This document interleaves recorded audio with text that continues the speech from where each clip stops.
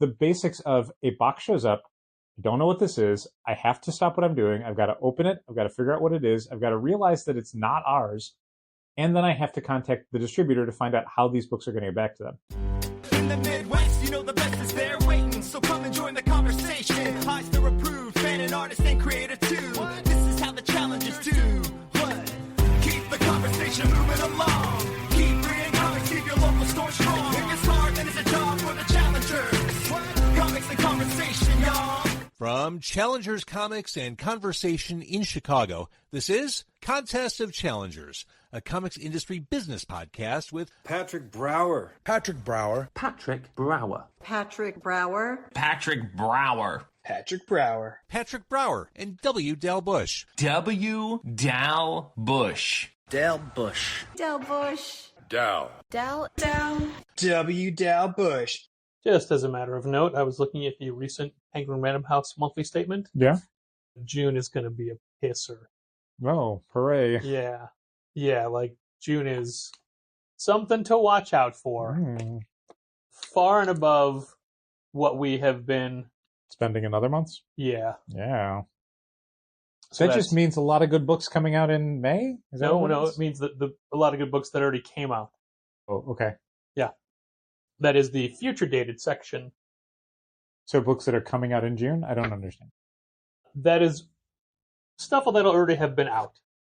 But things that are coming out in May? No. I don't understand. Are you saying that I'm just trying to get my head around this. Are you saying that our bill for April was very high? The amount of money that we spent in April that we'll be paying in June. Okay. Due to our terms. Okay, got it. Yeah. We have a weekly budget for what we would give to Penguin Random House. Uh-huh. And the last 2 months have been under that. Uh-huh. This is considerably over it. Oh, okay. And I mainly bring it up in the same way I bring up everything is just to cast aspersions and point blame. Okay. I don't do any of the Penguin ordering. True, you don't do the FOCs, you Yeah. don't do any of the reorders? It's true. Yeah. Well, I mean, I do occasionally do a special order here and there, but Sure. I think if you add up how many of that I've done, it's been like under $50 for the month. Probably. So I'll cover that. Okay, cool. Thanks, Patrick. Yeah. Sure, just want to let you know. Thanks, man. I did the tentative monthlies for April, but it'll all adjust because I did it after midnight on the 1st. After midnight. We're gonna do all the billing. That was bad. That does not work. It doesn't fit the cadence right. We're gonna do our paperwork. That's the one. That does better. Oh man, I just made Dal yawn. That's how bad that singing was. Sorry, everybody. Maybe we'll get into this, but it's been an exceptionally long day prior to this recording. Yeah, it has, and I'm exhausted, and I even had a little nappy. Exhausted, and I'm kind of getting a little bit of a headache. So, like, this is probably not going to be the most amazing podcast of all time. You mean the concept or this episode? Either, both. Okay. Well, we'll see what we can do because we're goddamn professionals. Mm-hmm. It's true. We have been damned by God for our life choices. Okay. Hey, look at Quasar. Look at him. He's falling from the depth. Like it. Looks good. Thanks. Good job, Kyle Starks. Good job, Kyle Starks. I mean, I bought the frame, but whatever. Sure. And I bought the piece. You So did. so whatever again. Mm-hmm. What did Kyle do? He just drew it and colored it. Yeah. Man, whatever. Forget it, Kyle. All right. Well, I'm going to start today with a bank story. A week or two ago, I was at the bank getting a new debit card. And to do that, you have to sit at a teller's, not a teller, you have to sit at a banker's desk. Okay. And people that have been listening to this podcast for a while may remember the story of one of the tellers who's been there for forever. One day just started calling me Charles. She said, "Hi, Charles." And I didn't realize she was talking to me. Mm-hmm. And then she kept it up. And after she did it a few times, I felt like, well, I can't say anything about it now. Right. Now to be weird it's if you been were too like, long. by the way, it's not Charles, because you just make her embarrassed. You don't do So that. I let her call me Charles for like, I don't know, a year and a half. It's a long time. For a while. And she's always there. So whenever I go in, she's like, "Hey, Charles," even if she's not helping me. So I'm sitting at the banker's desk and she walks by and says, "Hi, Charles," and walks past. Mm-hmm. And I turned to the banker and said, "I feel the need to explain that that is not my name. You know that's not my name because you've pulled up my account and given me a card that does not have the name Charles on it. She always just calls me Charles, and I've never corrected her. Just so this doesn't look like a weird... You don't think that I'm identity frauding Exactly. Patrick Brower. Exactly. Which was also weird because she didn't even need my driver's license because she's like, oh, we know you. Yeah, apparently I'm Charles. Yeah, at least one of the people working there knows you. Anyway, I'm at the bank this Wednesday getting a change order to prepare for Free Comic Book Day this weekend. And I'm at a teller, and the other teller, who is the one who always misnames me, says, Patrick. And I turn, and she walks over, and she's like, why do you always let me call you Charles? I'm like, oh, yeah, sorry, I didn't know how to correct you, blah, blah, blah.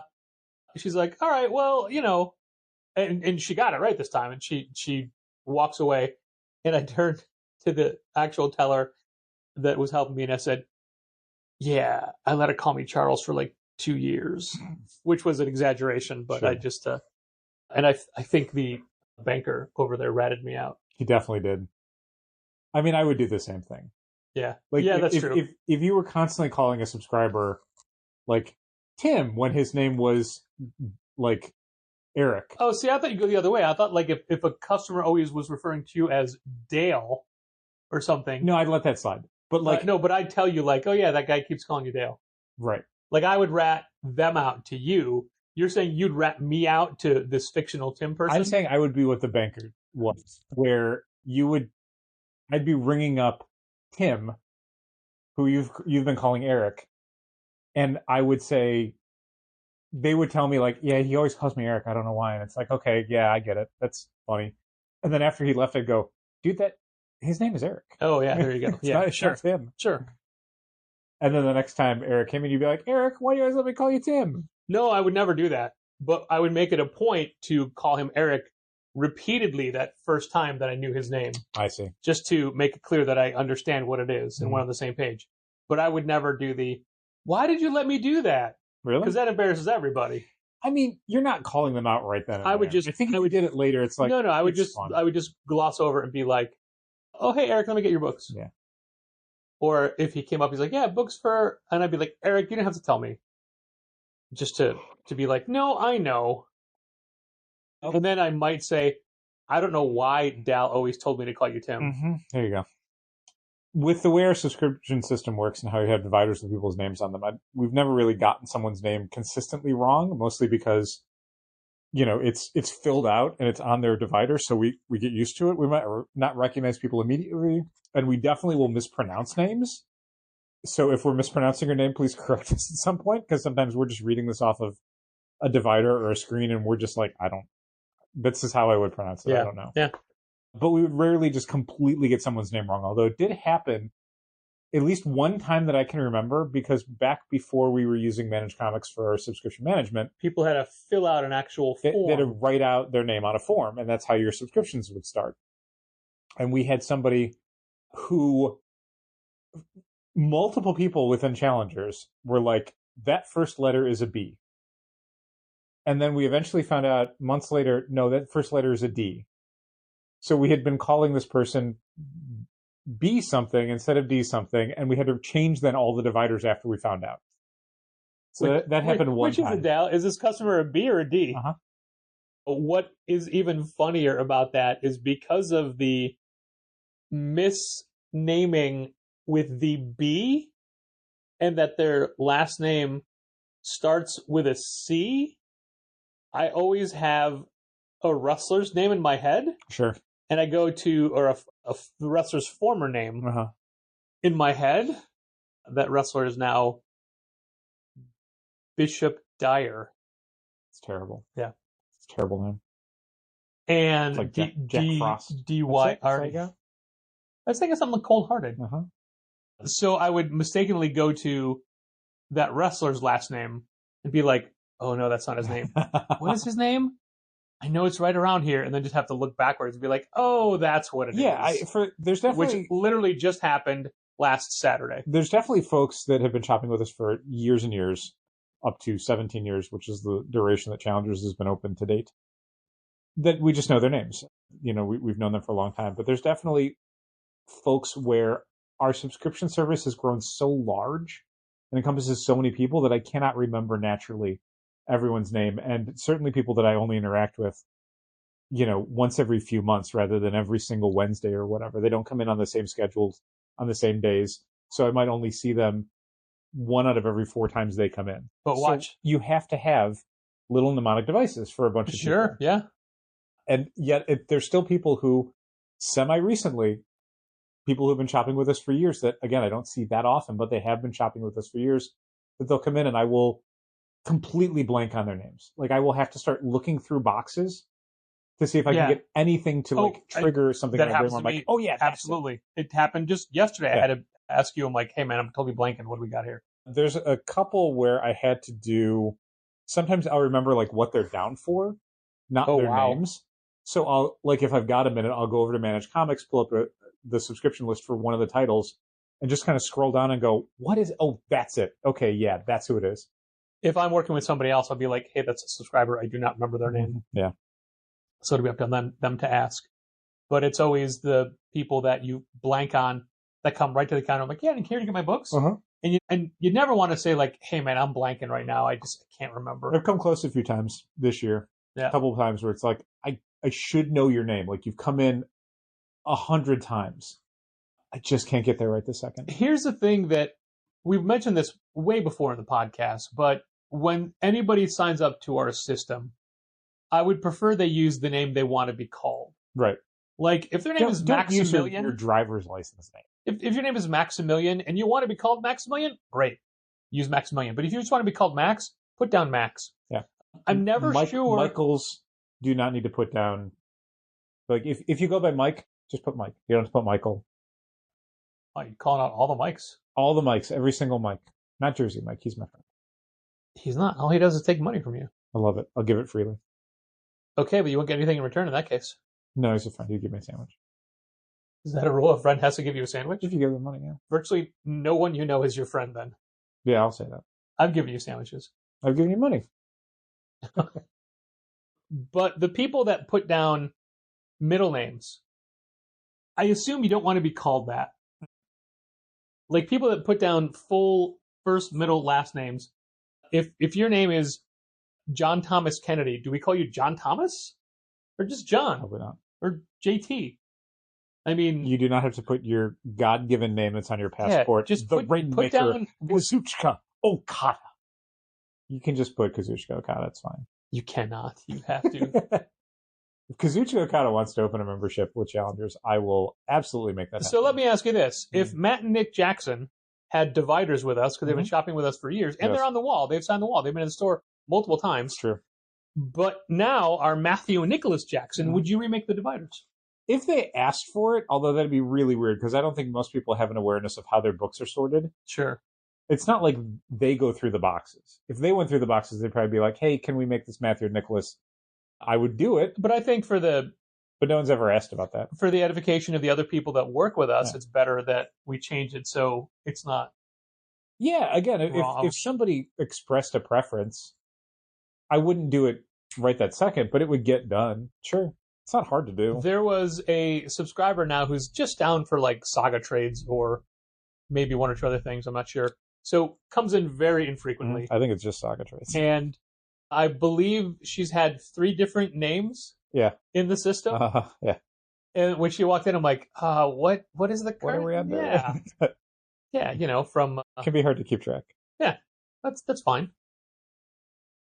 I had an anecdote, but I decided I can't say it because it's about someone who, not a customer, not a subscriber, but someone who listens to this. Oh, okay. And I didn't want them to think that we were talking out of turn. It wasn't a bad story, but I don't want to weird your mom out in any way, so I won't mention it. Thank you. Yeah. Very kind. Yeah. But yeah, as somebody who, for the first half of my life, went by Pat and then switched to Patrick later on, I get it. I get the wanting to... I saw... To this day, Brower on a whiteboard earlier today. Yeah, to this day, I'm still furious at PayPal because I cannot change my name there. It's very weird. Yeah, and there's industry professionals who I'm in contact with currently for a project we're working on that still just call me Pat, And I choose then to just not sign any emails. Yeah, people who have gotten emails from me via the store or maybe even some stuff on social media or whatever, it's W. Dal Bush. Dal's my middle name. I always just go by Dal, though. Always have. But on legal forms and stuff, it can't be Dal because that's not my legal first name. Right. So we were at something today where they had to print out a little, like, I don't know, A visitor badge. ID sticker, visitor badge. But it had my driver's license name on it. And so I'm like, I'm not going to wear this because I do not want people calling me by my first name because everything else today is going to be Dal. I didn't wear mine and no one said a word. I kept it. Yeah, I had mine in my pocket just in case I needed it. But I didn't wear mine because when they gave it to me, I had my jacket on. And I wasn't going to be wearing my jacket in these. Should we talk about that right this time? I mean, we'll get to it. Okay. It's You got an agenda. Time. I won't get in the way of it. have an agenda. I won't get.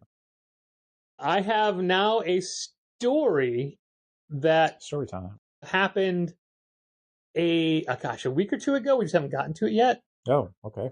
It's the Lunar Mystery Box. On a Friday, a couple of weeks ago, a week ago Friday, a box showed up from Lunar, and we were expecting a reorder, I think. Okay. And anyway, I crack into it, and it was all single issue comics from the week before. And none of it was stuff that we needed or ordered. Mm-hmm. But it was it was a large box filled with single issue comics, just single issue comics, no trades, of books that had already came out and were on the shelf and weren't even new this week anymore. Okay. The box was addressed to us. Mm-hmm. There was no packing slip inside. Yep. And it also wasn't on our list of shipments on the Lunar side. Yeah. So it didn't match any pick sheet or tracking numbers that we were ever given by Lunar. So we're going to get into this a little bit later about how really badly Lunar has been messing up lately and really impacting our business. Yeah. And sadly, consistently, which is the worst part. Mistakes happen and things fall through the cracks and whatever. I get it. As a business, we've made mistakes. We've, had things that we've had to correct. But when it happens the same way again and again, you start thinking like, this can't be fixed. This is just how it is now. Well, that's what made this one so unique was it was a whole new way to fuck us over and waste a whole bunch of time. Whole new fun era that costs us time. And you're thinking like, well, how does that waste your time? Well, we needed to report what they overaged us. And because there wasn't an invoice or anything, we can just click and say this. Yeah. We had to count everything in, write it all down, type it all up, email them and say, look, these are all the books that we just got. Yeah. There's no order number to tie this to. And even if you didn't have to do that, the basics of a box shows up, I don't know what this is, I have to stop what I'm doing, I've got to open it, I've got to figure out what it is, I've got to realize that it's not ours, and then I have to contact the distributor to find out how these books are going to get back to them.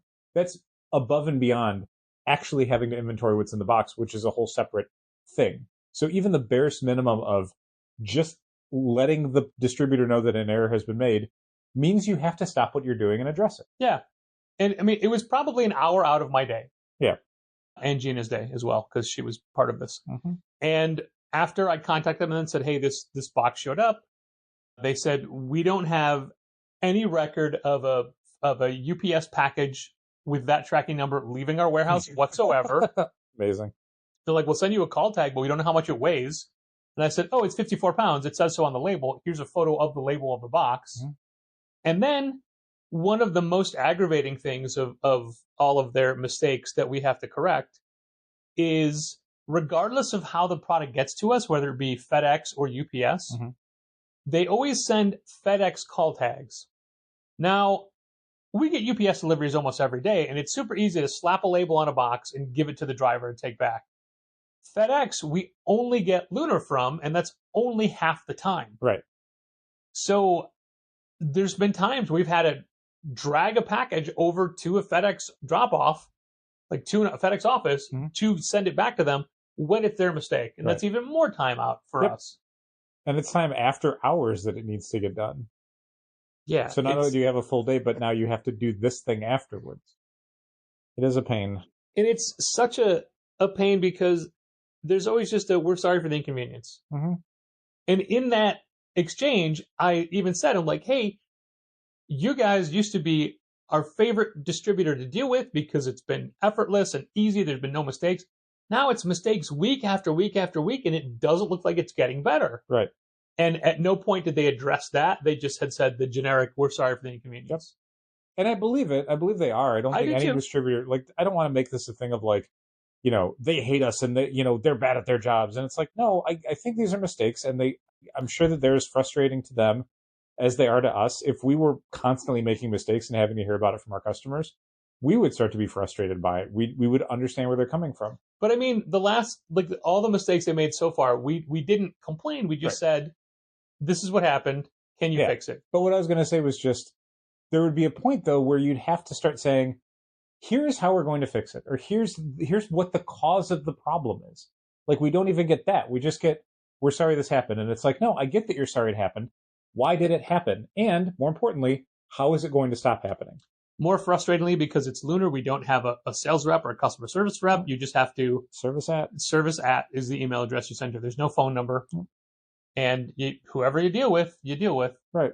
Do you remember 17 years ago when we were just open, where Diamond was fucking up so badly that I emailed Eric Beck, who at the time was like a vice president of the company, and said, are you doing this on purpose? You cannot be this bad at your jobs. What did we do to make you do this to us specifically? Wow. Because I don't believe this is by accident anymore. Wow. Yeah. I don't remember that. And he responded with a very contrite, I'm real sorry. I don't know why these mistakes keep happening to your account. I swear it's not personal. The one thing I do remember in the first year that we were open was we were trying to reorder a graphic novel that now at this point we would probably not reorder because of who the writer is. And they kept shorting us on it. I don't know that it was the first year, but it was early on. I remember it being within the first year because I was still working a night job. Okay. I remember being at the night job and just being furious that it happened again, and this is the thing, like, basically we were trying to reorder a book and they kept kind of not sending it to us and not sending it to us. Yeah. Like they take the order and then just not ship it. Yeah. Like it'd be was it always shorted or just? It would be confirm canceled. Yeah. Okay. Confirm canceled back when that was a thing. Yeah. Confirm canceled at Diamond. You can say that it was an Oni book. We found out. Yeah, it was an Oni book, but we found out at the time. Well, we found out later that when we would see confirm canceled, what that meant was Diamond had it in their databases being in stock at their warehouse. But when it came time to pack it, nobody could find it, or they couldn't get to it in time to pack it and ship it out. The package had to go out, and they couldn't wait until they found it. It may have been too high. They needed a forklift to get to, and the forklift was busy. Yeah. So they just say, nope, cancel this one. Confirm, cancel this, and everything else goes out. And this happened multiple weeks in a row. 5 weeks in a row. That when we found out that it was confirm, cancel, meant they got it, they just can't find it in time. We talked briefly about, what if we just go down to Olive Branch and just go get it, and drive it back. The same way you say about Lunar. Let's just go get our books. It was so annoying, and we briefly considered it. We talked to, at the time, James Lucas Jones, the publisher at Oni, and he's like, they have it. Yeah, they have that book in stock. That was where we found out what confirm canceled meant, because like I think you had reached out to Oni and was like, what is going on? Like, because this was a new, pretty hot hardcover graphic novel that we were like, we're a new store. We want to have this stuff. We want to promote this title. We want to, like, people want to read it. And it's been weeks since we can't get it. Why can't we get this? A little knowing that, eventually the market would fragment and degrade so much that frequently there's stuff just like, oh, I don't know, you just can't get this new Dark Horse hardcover. It's just not available for like a few months. Okay, thanks. And I mean, now we would never consider reordering anything from Diamond because Diamond doesn't have like any graphic novels and stuff. Yeah, no, that's fair. That's definitely fair. But hey, since we were complaining about Lunar, do you want to talk anything about your week this week with Lunar? Again? So that's the noise Dal makes when he's on his way to the ground. There have been several points in the 17 years of Challengers where, oh God, he's going down to the ground now, where Dal has just collapsed to the floor and said, this week or day has broken me. And if I'm there, I will document it. I do have photo. There's one specific Wednesday where you were done. Yeah. You were done, and you just dropped to the ground. And it's hard not to laugh at that. Sure. When, like, it's, for you to do it, it's basically your body giving up. You're like, I'm done. Yeah, but it's it's theatrical. I get it. I know. I mean, it's not supposed to be like depressing. It's supposed to help me treat it as stupidly as it is. This wasn't as bad as previous weeks where it was like I felt like I was losing my mind. This was more just like gallows humor of like, I cannot believe this happened again. So we had this past Monday, we got a lunar delivery, and it's a small week. It's a 5th week for DC, so they only had like annuals and stuff for their ongoing series and some new issues of limited series, stuff like that. And then there were, some image books and some Oni stuff and whatever. We were also getting the new Saga volume, Saga 12. We got, a couple dozen copies of that. So that was going to be a bunch of stuff. And then we were getting a huge restock of Invincible Compendium Volume 1. So we got a shipping manifest, and it was 3 boxes. And we were like, okay, that sounds like about 3 boxes worth of stuff, even with like the new DC catalogs. But then the order showed up, and it was 3 boxes, but it was 2 full-size boxes and 1 half-size box. And it's like, this doesn't feel like everything's going to fit in here. And sure enough, I started unpacking everything on Monday, and I get about half to 2/3 of the way through, and I realize, oh no, there's not enough boxes left to be everything that I have not checked in yet. And sure enough, yeah, they once again had shorted us a ton of stuff. Every copy of our new Saga volume, which was like the most anticipated graphic novel so far in 2025. I mean, the last volume came out in December of 2023, so we've been jonesing for a new Saga trade. Yeah. We were missing every cover to We're Taking Everyone Down With Us. We were missing every incentive cover from DC or Image. We were missing a bunch of smaller books. We were missing all the DC catalogs, and just on and on like that. It's just a ton of stuff. So like Patrick was saying before, it's a huge waste of time because not only are you missing a ton of stuff, but you have to convey that to Lunar. So you've got to catalog everything you're missing and then fill out their OSD report, overage, shortage, damage report.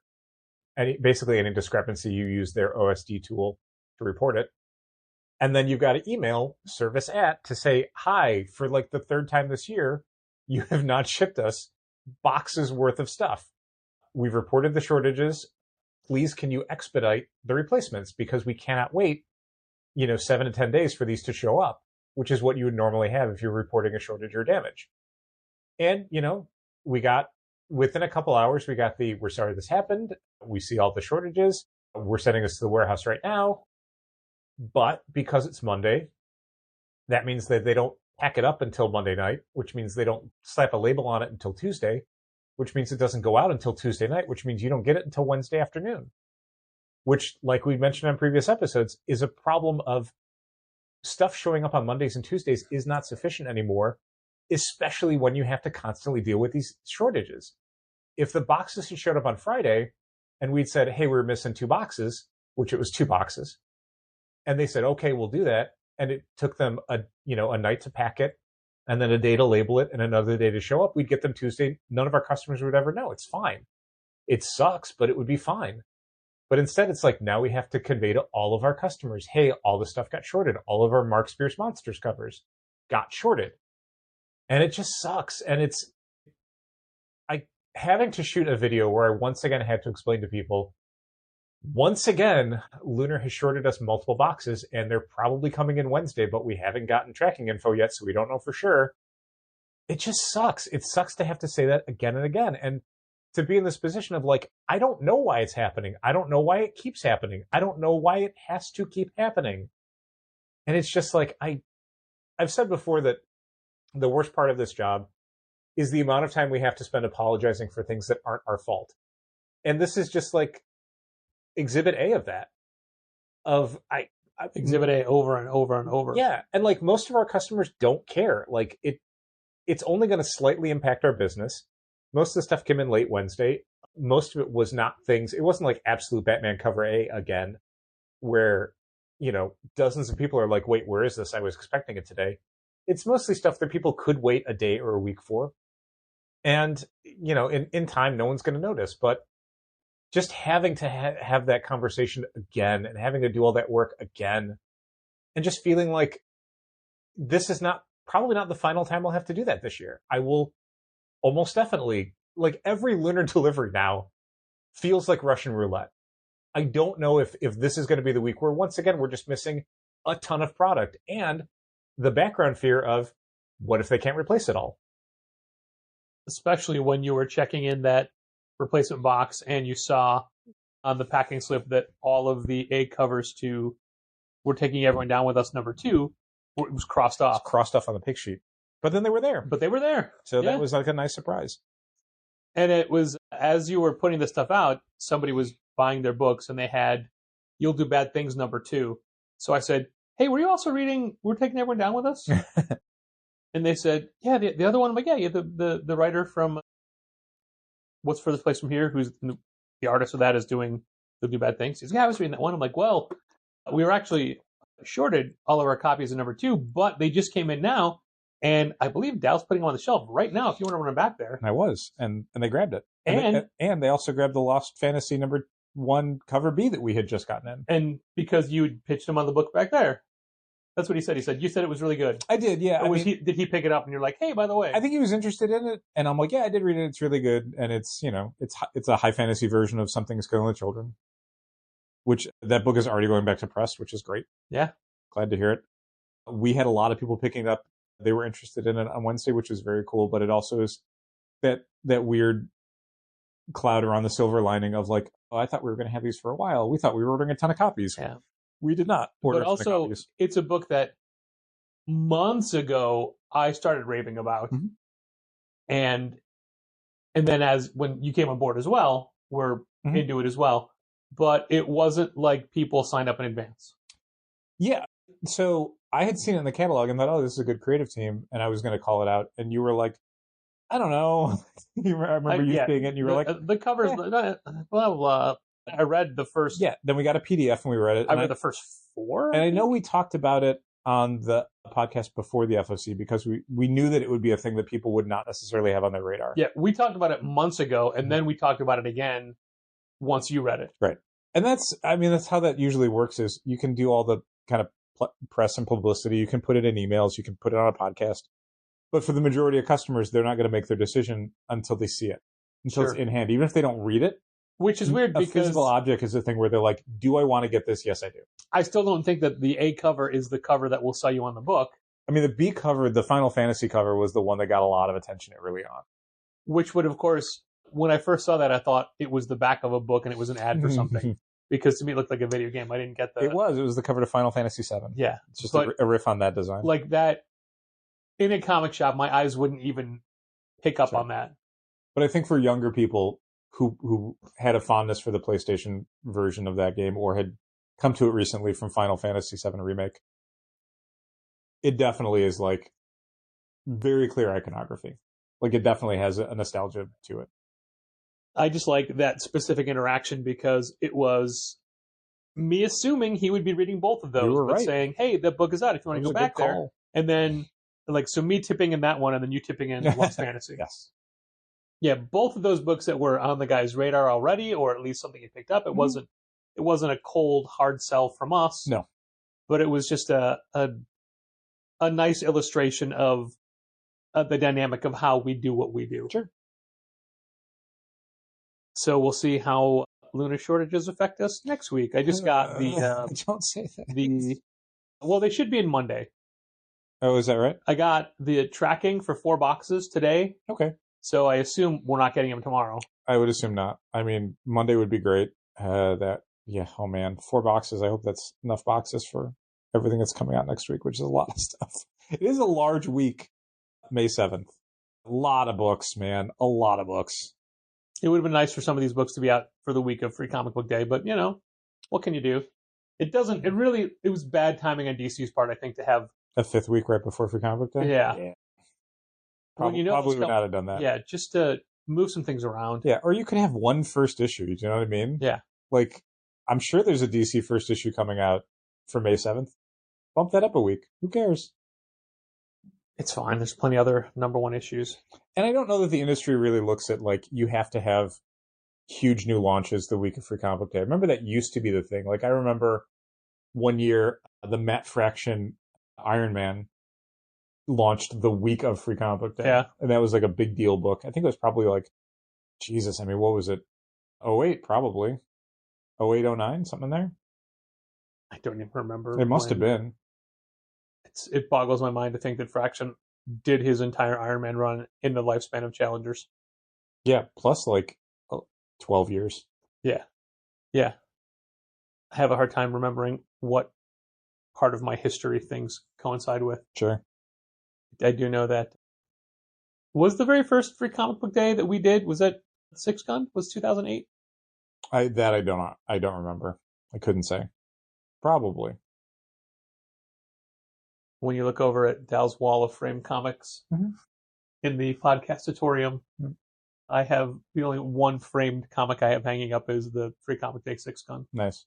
Which I didn't save at the time. Yeah. But I went back to get it like a year or two ago once I saw the way you decorated over there. Mm-hmm.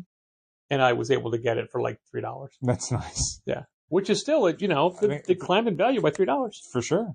That was great for that. And I'm excited for what they do with the Six Gun coming up. There's a 0 issue and then a 3-issue prestige format miniseries coming out. Yeah. Should be a fun Summer of the Gun. I have high hopes for the Summer of Comics, Summer of the Gun. I'm calling this the Summer of Comics, by the way. Oh, okay. Cool. It was in today's newsletter. Oh, excellent. So obviously I was too busy watching Thunderbolts asterisk to read any emails. Now you get the asterisk. I do. I always thought they were calling it Thunderbolts asterisk because it's like, I don't think the whole title is going to actually be Thunderbolts, and there were a lot of fan speculations as to what it could possibly be, what the title of the movie would be by the end of it. And then there was a poster that had a little phrase at the bottom. People said, "Oh, that's what it is," and that's not what it is. Yeah, no. It was even a foreign language thing, so it's like, no. Yeah. It's now time to thank our Patreon supporters, including our annual patrons, Usi Arun Singh, Becca Hilburn and Joseph Coco, Bren Helt, Dal's mom Diane Bush, President of the Brian Garside Fan Club, Django Borin, Jose and Genevieve Villagomez, Josh Crowley of Westfield Comics, our bestest wrestling watching pal, Michael Lee, Michael Romanenko, Severio the Cat, our patrons who have created their own tier, Andrew, Drew Troy Aaliyah, Chris Burton, Claudine Neville, our other generous patrons from the Say My Name pledge level, Ben-Hur Benedict Calaguas, Manage Comics Own, Brian Garside, Christopher Haith of Crooked Dog Comics, Drew Triner and Ashley Edwards, Gareth from Monkey Rocks Comics,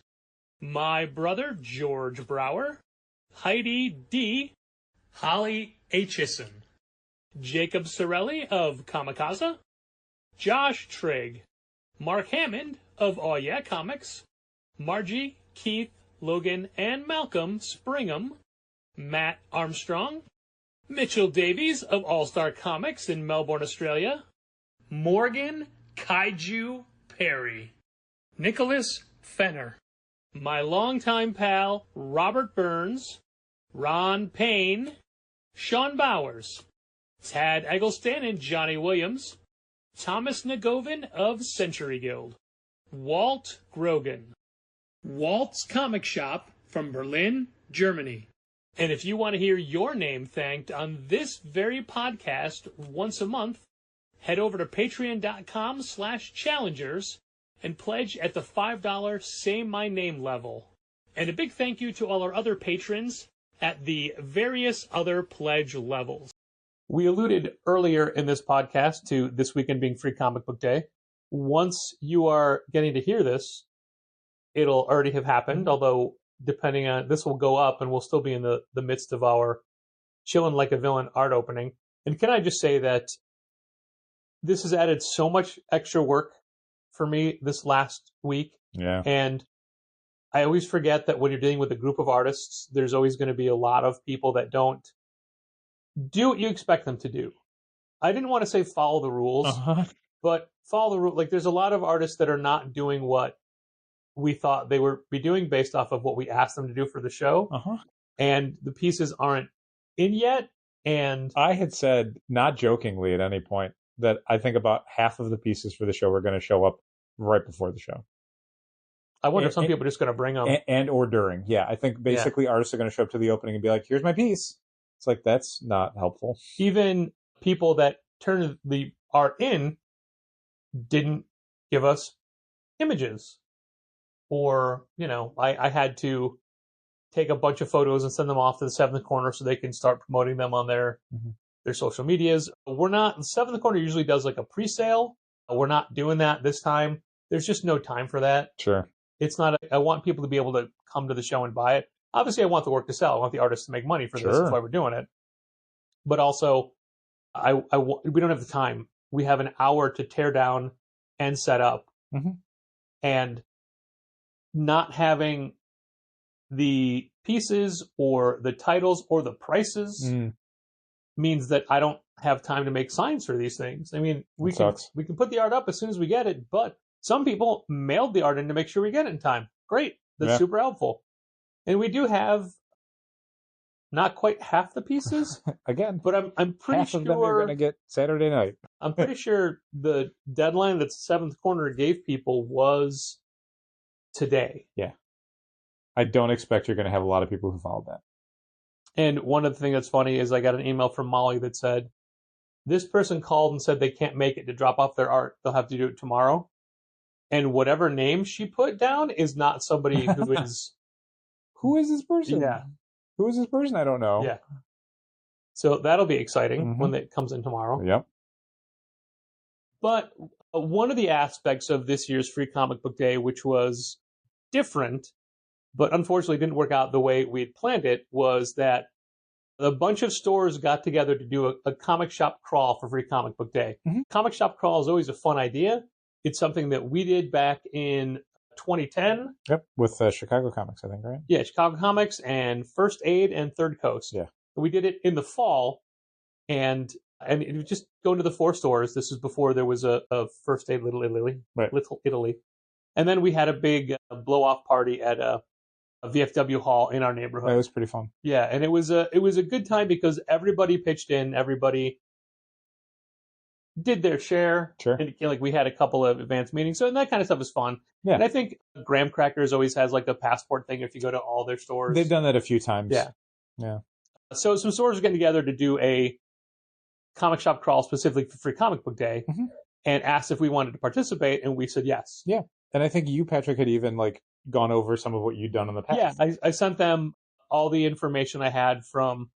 I couldn't find the specific image files I used, but I found copies of it. Sure. So I emailed over what our passport looked like. We repeated it briefly at C2E2 okay. as well, the mini con crawl. Sure.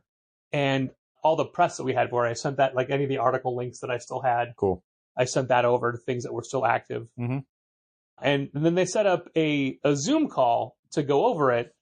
Unfortunately, we did not attend the Zoom call. It was on a Monday afternoon. I think I was out of town. I don't know. I was unavailable. Yeah, and I was at work and couldn't. Yeah. I mean, on Mondays, certainly for when this call was happening, it was in the afternoon. It's like I'm the only one at the store. Right. I can't be on this call. It's not going to. And I think they had even said in the email there will be a transcript afterwards, so people who can't make it. And they had said if you can't make it, please have somebody attend. Right. But we're not going to put that on anybody else. If it's not you and it's not me, we're not making anybody else do that. Yeah, especially because if we're unavailable, no one's available basically.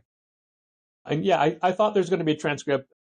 Neither here nor there. Anyway, after and also at a certain point, didn't they come in and talk to you? Yeah, this is in the early stages of it. I think this is before you had even had your conversations with them about what we'd done in the past. They had stopped by the store and said, hey, this is something we're thinking about doing. Was this something challengers would want to do? And we said, yeah, absolutely. That sounds like a lot of fun. And we would be happy to be a part of this and we'd be happy to work on it.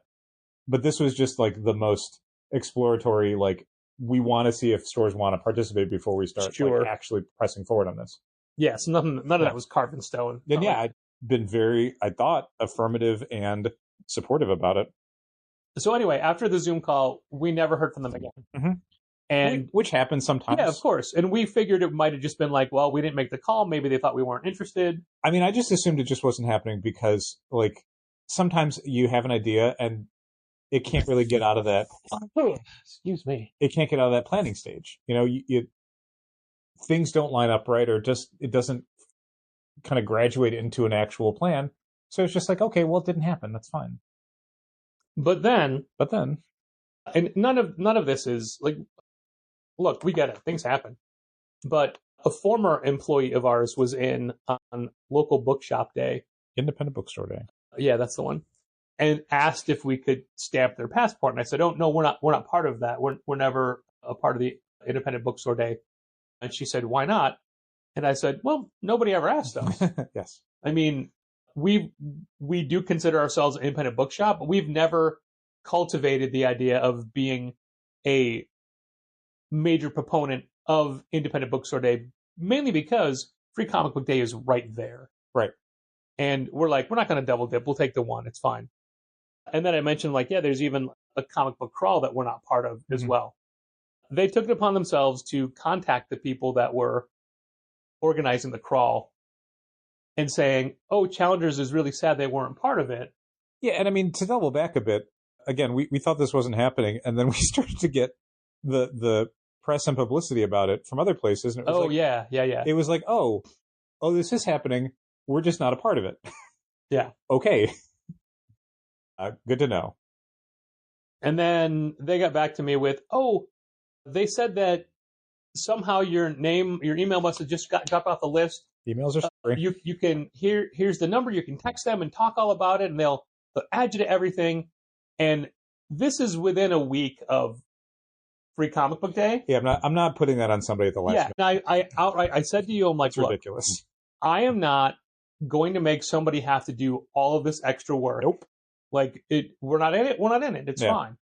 I'm not going to make somebody bend over backwards to accommodate us for whatever reason that we weren't involved. Right. But I mean, at the same time, I mean, I'm not going to be super blasé and like, well, it didn't happen. It did sting a little bit because it's just like, boy, I thought we were pretty clear that we wanted to be a part of this and that we were happy to help. And then inexplicably, to be fair, it just didn't happen. After the Zoom call, we never reached out and said, hey, what's going on Mostly with this? because, I mean, to be honest, again, I didn't want it to be a thing of like badgering. I didn't want to be like, hey, what's going on? This thing that you're planning that we're participating in. Like, if I didn't hear anything, I just assume there's nothing to hear. I don't assume I fell off of an email chain or I've opted out by my lack of participation. Like, it was one meeting that we weren't able to make. I don't know. Apparently that was it. Now, Free Comic Book Day has been going on for 25 years. Close to it. I think that, so the first one was 2001? No, because it was 2002. 2002, because it was the summer of the first Spider-Man movie. Okay. Which is 2002. I think. Seem to recall. Okay. So this would be the 23rd or 24th. Yeah. And possibly final. Comic Book Day. Who knows? Question mark. So every year on Free Comic Day, we talk about how you and I have worked every single one of them. I have. Minus the weird pandemic one, which was Free Comic Book Day summer. Every time there's been a Free Comic Book Day, I have worked it. Yeah, same here. So, and Challengers has done it all the time. So it does take you back a little bit when you had a couple in the store who saw the Free Comic Day poster. We've got 3 giant banners in the window, and then we have the branded Free Comic Book Day poster that Diamond sent out, and that's on our front door. Sure. And you overheard a couple see the sign and say, "Oh, they're doing it too, but they're not on the map you have." I was like, "Oh, okay, that's kind of a bummer." Yeah, for an event that we've always taken part of, to have somebody think that it's. And look, we always tell people, like, this is an international event. It's a global event. When we tell people, like, hey, don't forget it's Free Comic Day, I'm going to be out of town. Okay, go to a shop where you're going to be. Wherever you're going to be, there is a local shop that is giving away free comics. Yeah, no matter where you are, it is still Free Comic Book Day. Yep. So it's a little disappointing to have somebody who is local and in the store not realize that, oh, that's an event we're participating in as well. To feel a little invisible because we're not part of a thing that we thought we were going to be a part of. But I mean, we'll do fine. It'll be our busiest sales day of the year. Sure. And I'm looking forward to it. Like, I was talking about it today, about the idea of Free Comic Book Day, and I'd said that it's such a great day because, actually, I think this was early in the week I was talking to somebody, where I'd said that it's such a great day because the people who come in are so excited to be there. It's not necessarily the same people you see all the time, even though a lot of regular customers show up, but they'll be really excited to be there. They're excited to get their free books. but so many of the families and adults that you see throughout the day, they're excited. It's a fun event for them. They don't come in all the time. They're not hardcore comic fans, but to them, it's like a holiday. It's great. I love it.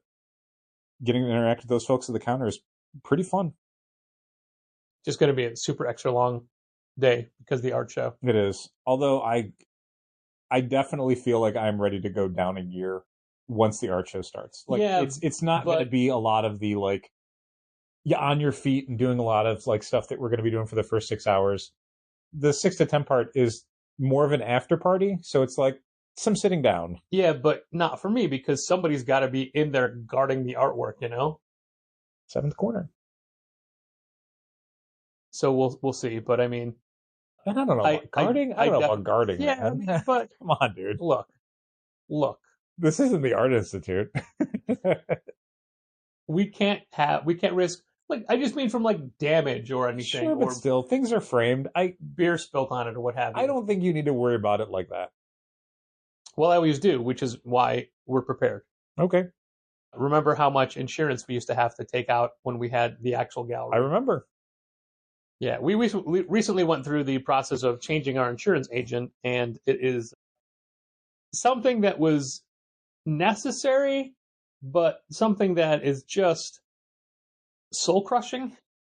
There's so much paperwork, and then you get so much paperwork when you're done with it. Oh yeah, and it still keeps arriving. Ugh. But it also, there's like after the fact, like, oh, this thing is different. Oh, this has to change. Right. Oh, this isn't quite right. Mm-hmm. And Hey, I thought we were doing monthly billing, not annual billing.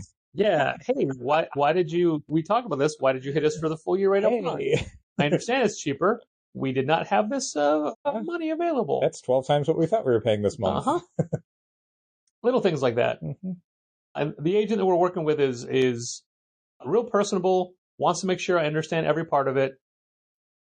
I don't know how to say, I don't care. Give me the legal limits. Tell me that we're covered. Right. Like, I know that ultimately your loyalty is to your company, Mhm. not to your client. But, make me feel like it is and I'll be fine. Yeah. I do not want to have to get into the weeds on exactly what level of coverage we're getting on what specific element of the store. Just like, And what if the sump give me pump the in top the line store number. backs up? There isn't one, we're fine. uh-uh. Yeah, so that always makes my eyes gloss over. Hey, Dal, you mentioned Patrick. that you were, and this is going to be it. We're just going to touch on this. You know what? I'm going to forego the clever segue. Okay. We're going to talk a lot more about this on next week's podcast. Mhm. And I'd hope to be able to bring it to you, listener, to your ears directly. But we had a weird technical glitch this morning. Anytime we try to do an offsite. Right? So we spent the morning at a local-ish. A Chicago. Not local to the podcastatorium. A Not even local Chicago store. elementary school. It was career day, and we were asked to participate in career day to talk to as many classes as we wanted to, up to the full day of school. Yeah, but Now, the timing on this is bad because of Free Comic Book Day and all the setup that it entails. yeah, I mean, in retrospect, while we appreciated being invited to do it, and it was fun to do just as a new experience, we definitely should have said no. We should have said we can't. It's the Thursday before Free Comic Book Day. We have so much to do. Patrick has so much to do on Friday. We're both working at Saturday. Yeah. We do not working it. We do not have the physical wherewithal to also do something for us very early on a Thursday on the other side of the city. But a customer had asked us, someone who's been with us for a long time, and it was, again, it's a new experience. The last time I talked to a group of students was 20 years ago. I talked to high school students, of which I was just outside of high school at the time. I have not done I think we did a thing for like kids in like the first year or so of Challengers. I feel like probably. I had to go dimly recall doing one. read to a class in Bruce Fogelson's stead. Mhm. That's when we were really trying to suck up to him Mhm. in the early days. And he was doing reading to children. I had to go read a book about Michelle Obama to a bunch Sure. of kids. But this was something that we wanted to give it a shot. And in retrospect, we had definitely overextended, but we had said, we can't do the full day. because we're going to go see Thunderbolts. We already had tickets for Thunderbolts. But we had said we would do the first half of the day, basically. So we did 5 sessions. Yeah, we did 5 classes worth of career day. And again, we're about 20 minutes. We're going to get into it next week and have actual audio pulled from 1 or 2 of those sessions. However, we brought the very same mics we're wearing right now, and we're using the exact same program we always use to record. For whatever reason, rather than do one continual recording, it wound up stopping and starting 17 times. So we have 18 separate recordings of anywhere in length of 15 minutes to 37 seconds that I need to piece together and figure out what happened. Sure. And during our 3rd session, I kept hearing it go on and off and on and off. I heard your phone beeping constantly. It was in it's like the upload noise. Right. It kept hearing the upload noise. I'm like, why is it uploading and so quickly? And then toward the end of that session, I looked over at your mic and the light wasn't on. I looked over at mine, the light was turned off. So I'm like, well, we're taking these off now. So it was a variety of classes between 2nd graders up through 8th graders. And we'll talk about that more in detail next week, but it was something we did today, and we had very different takes on how we were going to do it, and we wound up doing both takes for every class. And yeah, that's something to look forward to next week, which we will get to then. But I also have here, you brought this home because we got paperwork. So many copies delivered to the store. You brought this to the podcastatorium. I did. For our benefit. That's for you, Mitchell. He'll get that, hopefully. In the United States Bankruptcy Court for the District of Maryland, Baltimore Division, in re of Diamond Comic Distributors, Inc. et al., debtors, Chapter 11, jointly administered, notice of bar dates for filing pre-petition claims, including Section 503, parentheses B, parentheses 9, claims. So much has happened in the last week with the Diamond bankruptcy. To cut to the chase, the sale has been approved to the second highest bidders of Universal and Ad Populum, which is now Sparkle Pop. When did they change their name? Or is that the two of them together? No, Sparkle? Ad Populum is now Sparkle Pop. Okay.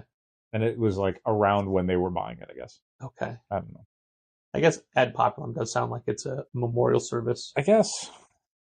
So it's all hopefully working out for the best. Universal's been a distributor for 30 years, mainly in Canada, and has already been sub-distributing Diamond, so they have a network. They're familiar with the product. Ad Populum owns NECA and owns Chia Pets and owns all sorts of brands. So the steps before this, very briefly, I don't know how much of this we've talked about before, so I'm going to do just the last few weeks. Alliance Entertainment had won the bid over the Universal Ad Populum group. Alliance, then Diamond tried to get out of the sale to then, instead of awarding the company to Alliance, who had the highest bid, they wanted to award it to Universal Ad Populum, who had the second highest, which led Alliance to sue Diamond to get Diamond and the bankruptcy courts to acknowledge the Alliance bid as the winning bid, which they eventually did. And like the day before this was all supposed to go to court to then like be ratified, Alliance pulled out. Alliance is like, we're not buying them now. And no one knew what was going on. And this is like, I think the same day or the next day, the bankruptcy courts are like, we haven't gotten 3 months worth of paperwork from Diamond. Alliance pulled out Friday night. Yes. And then we found out about the paperwork filings on Monday. So whoever the bankruptcy trustee had said that the Diamond had not been reporting 3 months worth of financial paperwork. So the trustee was recommending that the court change it from a Chapter 11, like refinancing, restructuring, to a Chapter 7 bankruptcy, which is liquidation. Which is this stuff all gets chopped up, sold for whatever, they're done. Diamond had to send out an email to customers basically saying, we know what you read, we're working on this, We have another bidder that's going to be good for us. Everyone assumed it was Universal ad populum, but the big question was no one really knew why Alliance, who had sued to make this deal happen, to get Diamond to sell to them, inexplicably pulled out. And there was a lot of speculation like, well, with all the tariffs that are potentially going to be happening in the games and toys markets, maybe Alliance was like, this is really bad for us right now. We don't want to buy this after all. But no! There was a secret that there was a huge wrinkle. Alliance didn't know about. A magical wrinkle. When Alliance came up with the number. When they've gathered all of the evidence. Yeah. When Alliance Entertainment came up with the number to buy Diamond and Alliance Games, they came up with a number. That number was based on what they thought each business was worth and what each business could bring them in the future. What Alliance Entertainment did not know was that Alliance Games, which distributes Wizards of the Coast products, and had been distributing Wizards of the Coast products for years and also through the bankruptcy, had ended their contract with Alliance Games 4 months earlier, with that contract scheduled to run out April 30th. Yesterday. Yes. As of this recording. Basically, like 2 or 3 days after Alliance was scheduled to take possession of Alliance Games. So once Alliance Entertainment found out that they would be buying a games distributor that did not have any access to Wizards of the Coast product, that couldn't sell Magic cards or Dungeons and Dragons, they were like, hey, we paid $60-something million for something that is not worth that much. So how about we give you $40-something million for it? And Diamond didn't accept that. And so Alliance is like, okay, we're done here. And also, we're suing you because this has all been fraudulent. Like, yeah, you knew this. Yeah, specifically, like, Diamond tried to play it off when Alliance Entertainment found out as like, what? We have no idea. This is not what we talked about. And then it's like, Wizards of the Coast got on the call and was like, no, here's the paperwork that we sent you at the end of December saying this was happening, and we let you continue to distribute product through your bankruptcy specifically so that we would be like a more valuable debtor so we could get our money. Yeah. If we cut you off, we get nothing, or we get pennies on the dollar. If we continue to supply products, we get priority when you get paid. So yeah, that happened for them.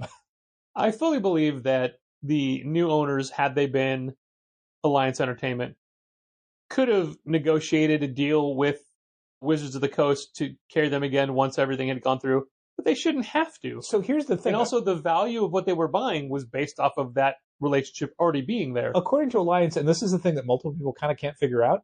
According to which Alliance? Alliance Entertainment. Yeah. They talked to Wizards of the Coast about like, okay, well, we're going to do a new deal with you.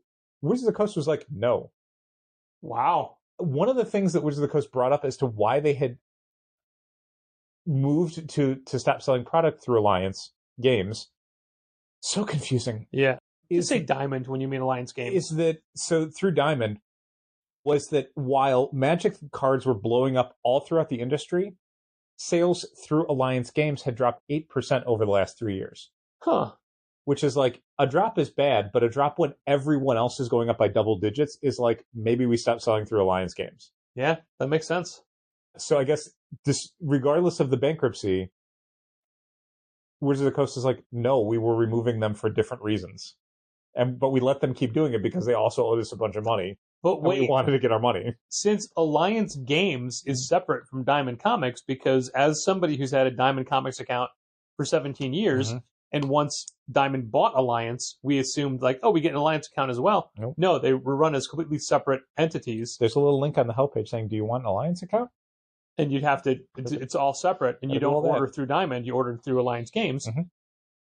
I wonder how many people were actually stocking their stores with Wizards of the Coast product from Diamond. I wonder. As opposed to Alliance. That's very interesting. I mean, we would occasionally get a box of Magic cards here and there, or a D&D book here and there. D&D we were for sure.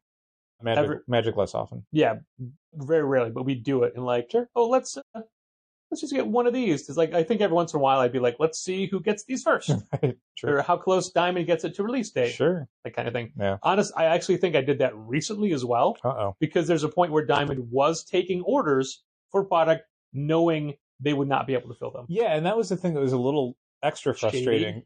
We weren't even an Alliance Games account, but I can only feel for the stores that were pre-ordering their Magic product through Alliance Games, where Alliance Games knew that anything scheduled to come out May, June, July, stores were not going to get. And it's like, boy, you don't want to be the store that pre-ordered your limited gaming product through one distributor to then have to pivot to another distributor that close to release day after orders had closed.